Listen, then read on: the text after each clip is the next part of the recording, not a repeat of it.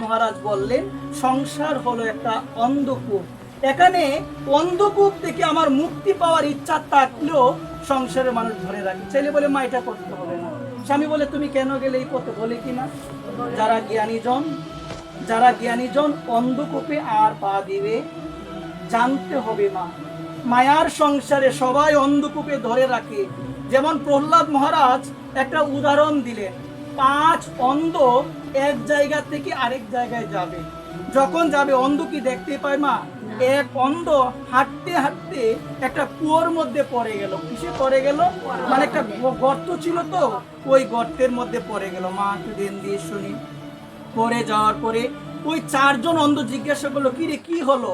সেই অন্ধ ভাবলো, এখন আমি যদি বলি গর্তে পড়ে গেলাম, তারা তো কেউ আর ওই গর্তে পড়বে না, আগাবেও না, পড়বেও না, আমার সঙ্গে থাকবে না, আমাকে রেখে চলে যাবে। বললেন না কিছু হয় না, পাথরে একটু আঘাত লেগেছে। এই কথা বলে একে একে সবাই আগালো আর ওই গর্তের মধ্যে পড়ে গেল। প্রহ্লাদ মহারাজ বললেন, এটা অন্ধকূপ, এটা গর্ত। মা ভজন করতে চাইলে ছেলে ধরে রাখে, কেন গেলে এই পথে? স্বামী ধরে রাখে, স্বামী ভজন করতে চাইলে বলে তোমার এখনো সময় হয় নাই, আছে তো এমন। এটি ভাগবতীর কথা, আমার কথা নয় মা, মন থেকে বলছি না। ভাগবতী বলে অন্ধকূপ, এখানে সবাই ধরে রাখবে, কেউ কৃষ্ণ ভক্তির দিকে নিয়ে যাবে না। নিজের উদ্ধারের চেষ্টা নিজেকেই করতে হবে। তোমার ছেলেও বাঁচাতে পারবে না। দেখবে লক্ষ্য করে তোমার শাশুড়ি কয়েকদিন করে মরবে। তার কত আসক্তি ছিল সংসারে, কত লালসা ছিল, সে চলে যাবে, কাউকে নিতে পারবে না। একদিন সে বলতে এটা আমার ঘর, এখন তুমি বলবে আমার ঘর, কদিন পরে তোমার ছেলে বলবে আমার ঘর, তারপরে তার ছেলে বলবে আমার ঘর। এভাবে এই সংসারের খেলা চলবে।